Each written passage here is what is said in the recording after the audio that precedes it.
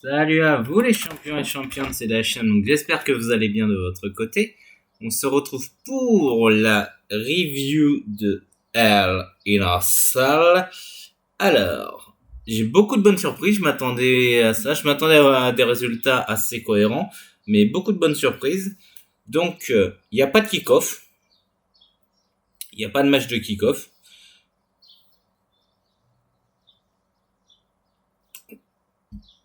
Excusez-moi, dites remonter. Donc il n'y a pas de match de kick-off et durant le main event il s'est passé quelque chose, je ne l'explique pas, donc je n'ai pas regardé l'explication, donc peut-être qu'on pourra me l'expliquer après. Mais du coup, durant le main event, il s'est passé quelque chose avec Linklatcher, donc est-ce que c'était dans le kick-off parce que j'ai pas vu, j'ai vu juste, j'ai survolé le kick-off voir s'il y avait un match ou pas, mais vu qu'il n'y avait pas de match, du coup, on s'en fichait. Alors du coup, le premier match qu'ils ont commencé à faire, excusez-moi, j'ai la voix qui part un petit peu en cacahuète. Le premier match qu'ils ont fait, du coup, c'était le triple threat féminin pour le titre de SmackDown. Pour le titre de Raw, oula. Pour le titre de Raw, c'est le second match le plus long de la soirée. Donc, nous avons Becky Lynch, Asuka et la championne Bianca Belair. Donc, j'ai mis très bon match, peu de temps mort. Les spots, du coup, on a eu un double Uncle Lock de la part de Asuka sur Becky et sur Bianca. Beaucoup de haine entre Bianca et Becky Lynch. Et à la fin du match, Bianca profite du Madonna Slam de Becky Lynch porté sur Asuka pour voler la victoire. J'ai mis 8 sur 10 au match parce que le match, franchement, était bien. Le public était un peu réveillé, mais pas trop. Donc voilà. Mais le match était très cool. Et quelle va être la suite quelle va être la suite entre Bianca Belair et Becky Lynch, sachant que le prochain pay-per-view c'est Money in the Bank. Donc est-ce que Becky Lynch peut enfin remporter la mallette pour pouvoir affronter Bianca Belair? Pourquoi pas. Ensuite, du coup, c'était le match le plus court de la soirée. Donc c'était le 2 en 1 handicap match contre Bobby Lashley, Omos MVP en handicap qui avait l'avantage contre Bobby Lashley. Alors, 8 minutes 30 de match. Match peu terrible, le public était très très absent parce qu'il y avait quasiment aucune relation du public. Petite intervention de Cedric Alexander pour que Lashley profite pour remporter la victoire avec son Hurtlock sur MVP. Donc voilà, il y a eu un seul spot dangereux, c'est quand Omos en fait il a foncé sur la barricade où entre la barricade et Lashley était entre Omos et la barricade et du coup Omos a foncé sur lui qui a dégommé la barricade. C'est tout. C'est le seul spot du match mais pas grand chose. Note du match 4 sur 10. J'ai pas du tout aimé ce match. Et la petite intervention de Cedric Alexander qu'on aura un angle plus tard. Du coup, est-ce que ça tease une équipe entre Cedric Alexander et Bobby Lashley? Je ne sais pas. Donc ensuite, nous avons le match simple donc qui a duré 9 minutes 20. Ezekiel contre Kevin Owens. Alors j'ai mis match plutôt classique et par contre j'ai adoré le comportement de Owens quand à chaque fois il arrêtait pas de dire non c'est Elias, non c'est Elias, non c'est Elias, non c'est Elias, non c'est Elias. Et chaque fois que tout le monde disait Ezekiel, les commentateurs ils disaient Ezekiel, et Kevin Owens il disait Elias, Elias, Elias. C'était hyper marrant à voir. Du coup, Ezekiel a été blessé au début du match quand Owens a poussé à travers le poteau. Bah, du coup, il avait une petite, il avait une petite arcade pétée ou un truc comme ça, mais il s'est nié un petit peu du visage. Et à la fin du match, du coup, Owens a enchaîné un super kick, son stunner pour la victoire. Du coup, bah, Owens qui gagne, mais on n'a toujours pas la fameuse vérité. Est-ce que Ezekiel est Elias pour Kevin Owens? On l'a toujours pas, cette vérité. J'ai mis 6 sur 10 au match parce que le match, franchement, était assez divertissant avec Kevin Owens. Donc, le prochain match, c'est le troisième match le plus long de la soirée. Donc, c'était le 6-person Mixed Tag Team match entre le Judgment Day et The Club. D'accord, ils ont appelé le nom de l'équipe The Club. Je ne savais pas. Donc, au Judgment Day, on avait Edge, Damian Priest et Rhea Ripley. Et au club, on avait AJ Styles, Finn Balor et Liv Morgan. Alors, le match est ce que j'attendais. Un bon match avec un peu de avec un peu d'image pour tout le monde. Donc tout le monde a fait un petit peu, tout le monde a eu quelques spots, a eu quelques moments du match. Et du coup, à la fin du match, Rhea Ripley a empêché Baylor de faire son coup de grâce 2 fois.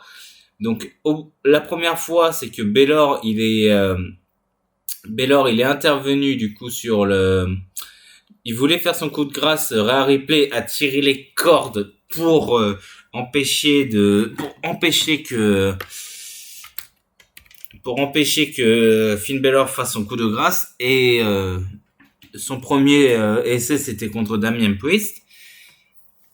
Et la deuxième fois, c'était Edge, du coup, qui voulait faire Edge, qui devait prendre son coup de grâce, sauf que Rhea Ripley s'est mis devant jusqu'à l'intervention de Liv Morgan. Mais ça a permis à Edge d'esquiver le coup de grâce, de faire un spear sur Finn Balor et terminer le match. Alors j'ai mis 7,5 sur 10 parce que le match a été franchement très cool. Tout le monde a eu un petit peu de spots. Le prochain match, du coup, c'était le No Holds Barred match entre Madcap Moss et Happy Corbin. 11 minutes 40 de match. Beaucoup d'armes utilisées. La seule arme chantée par le public, parce que Corbin, du coup, il a bien joué le méchant. Il voulait sortir une table. Le public de Chicago, il disait toujours We want table. Au moment où Corbin voulait sortir la table, sauf qu'il l'a rangée, il a pris une chaise à la place. Et durant tout le match, le public arrêtait pas de dire We want table, on veut une table. Du coup, et à la fin, Corbin a tout tenté avec la chaise, les escaliers. Corbin s'est pris un siège aussi dans la gueule. Il s'est pris un siège d'un commentateur. Et à la fin, Madcap Moss met une chaise sur le cou de Corbin après son finisher, donc après son espèce de neckbreaker. Il fait un levier avec la chaise, avec un escalier. En gros, Corbin avait la chaise dans le cou. Il était KO. Madcap Moss a pris l'escalier. Il a frappé la chaise avec l'escalier en acier. Le support de chaise avec l'escalier, du coup. Il a pu gagner le match comme ça. J'ai mis 6,5 sur 10 parce que le public était investi juste pour avoir leur table. Alors ensuite, le prochain match, c'était l'enfant de maison contre le champion des États-Unis. Donc Mustafa Ali contre Theory. Le match a duré 11 minutes 10. Très bon match technique. Le public était à fond derrière son natif, mais le champion a surusé et gagné clean. En gros, il n'y a pas grand-chose à dire. Le match était très bon techniquement. Mais Austin Theory a gagné clean. Et du coup, quel prochain adversaire pour Theory? Note du match 7 sur 10. Parce que le public était très très très très investi sur ce match. Et enfin, on va passer au main event. Donc du coup, le main event qui a duré 24 minutes 10. C'était le Hell in a Cell match entre Seth Rollins et Cody Rhodes. J'ai mis 10 sur 10. Je tiens à vous le dire, j'ai mis 10 sur 10 directement. Un match très intense, Seth rentre avec la tenue de Dusty Rhodes. Alors, quand j'ai vu ça, je me suis dit, non, ils l'ont pas fait. Et si, que Rollins est très, très provocateur. Il est très, très provocateur. Même au bout d'un moment, il a sorti la ceinture de Dusty Rhodes et la ceinture de la tenue de Dusty Rhodes avec écrit Visionary, donc visionnaire. Et du coup, comme arme beaucoup d'armes utilisées, donc du coup on a eu chaise, on a eu kendo stick, on a eu table, on a eu la boîte à outils qui a été balancée dès le début du match. On a eu du coup la ceinture de Dusty Rhodes, on a eu une sorte de sangle métallique avec une cloche. Donc je sais pas si c'est un rapport par rapport à la ferme de Dusty Rhodes. Du coup, on a eu ça, on a eu les escaliers, et on a eu le fameux sledgehammer de Triple H. Donc voilà, toutes les armes utilisées. Le public a chanté This is awesome 2 fois, et à la fin, du coup, Cody Rhodes arrive à l'emporter suite à un double crossroads et au sledgehammer de Triple H. Du coup, 3-0 pour Cody Rhodes. Mais Mais ce que je vous avais dit, il y a un truc qui s'est passé. Donc, est-ce que c'était dans le kick-off ou pas? À l'entrée de Cody Rhodes, il avait une énorme brûlure sur le pec.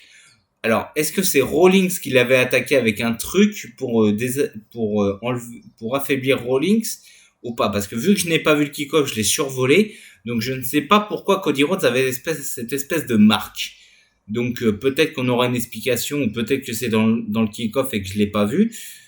Mais voilà, Cody Rhodes avait une espèce de marque, une espèce de grosse brûlure ou un gros bleu au niveau du torse. Donc, est-ce que c'était par rapport à ce qui s'est passé lundi à Raw ou ce que c'était par rapport au kick-off? Je ne sais pas. Mais du coup, il a quand même réussi à gagner son match. Et du coup, Rolling 0, Cody 3.